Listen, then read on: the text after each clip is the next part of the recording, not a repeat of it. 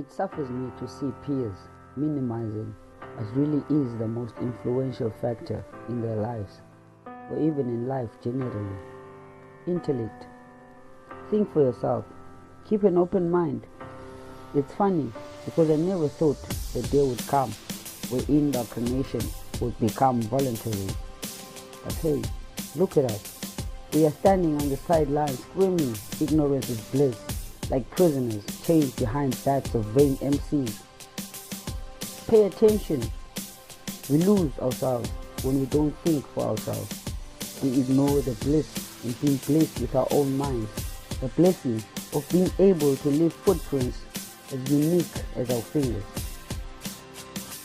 Once you start to embrace the fierce fires ignited by independent thinking, you will realize that the gold has always been in your skull.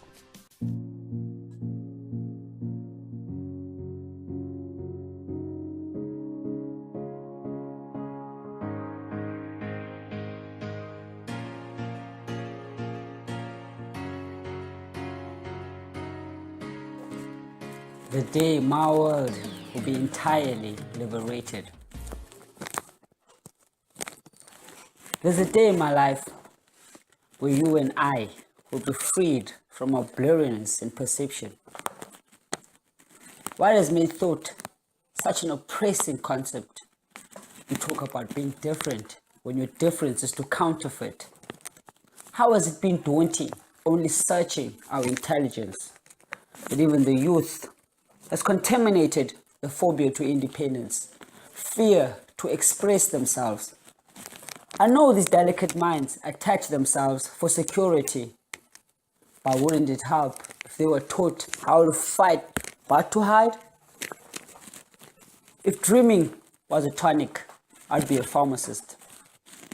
That's how deeply I'm touched. The agony of seeing hope-squashed friends with bitter motives that gravely drives them to slumber to this toxic appetite.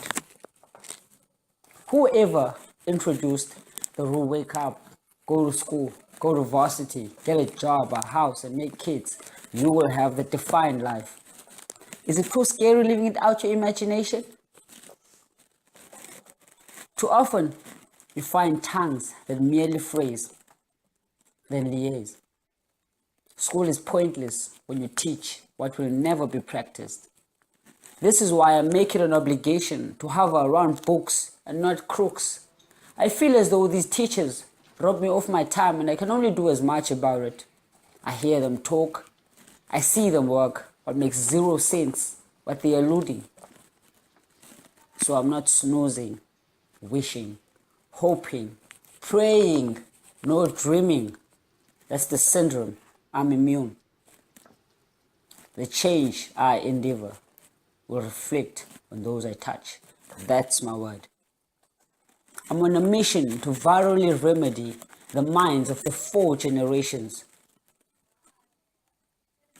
You would think it's a dream come true, accumulating that institutional notch, the one you have desired and depended. But what happens when your chief in command loses? Now where does that put you on the food chain? My idea on this is a huge urge to all. Let's innovate, generate, penetrate, infiltrate. Let's think, wonder a bit, and ask some questions directed only to our self-indulgence. Compete with who you were yesterday and foster being the icon to your audience. Let no music have you dance without permit. Let no rule restrain you from a noble objective. Allow full authority and grip to the true you. When is it the right time to scenery transformation? When everyone has departed the Stone Age, where dreams, aspirations, and ambitions are actually bound by words of chance. The skulls filled, or better yet, capped with logic twitched by simple mental dynamics. Sentimentality, one sense we have a fraction of power above, merely for the fact that we are only human. Neither of us have crystal balls to see into tomorrow, look through people, or be sure of what is right or wrong. We differ in vast aspects in life. You know, my friend might be that popular guy who, when you introduce, puts a veil over your head. You're objectified in an instant. But that same friend loses his cool the second a pen and paper is put to his task. That's the bitterness of life.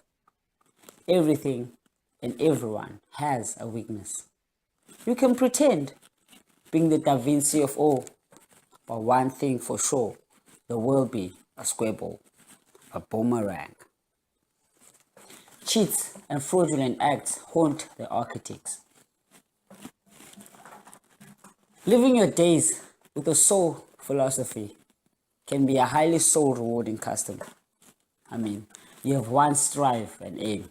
You cannot stumble, nor fail your objectives.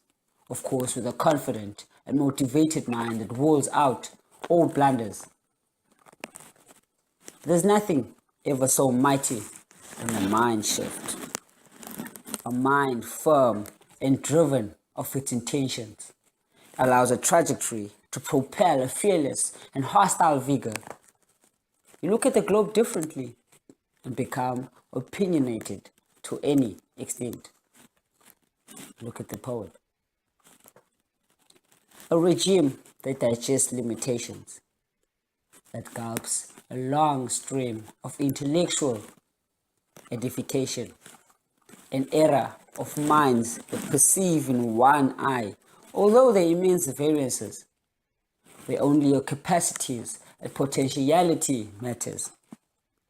How much can you and willing to do for others will put you on the pedestal of your merits. Cannot be the diplomas or degrees or any other notch you acquire, or the number of years you've been at school that will alternate the way I define you.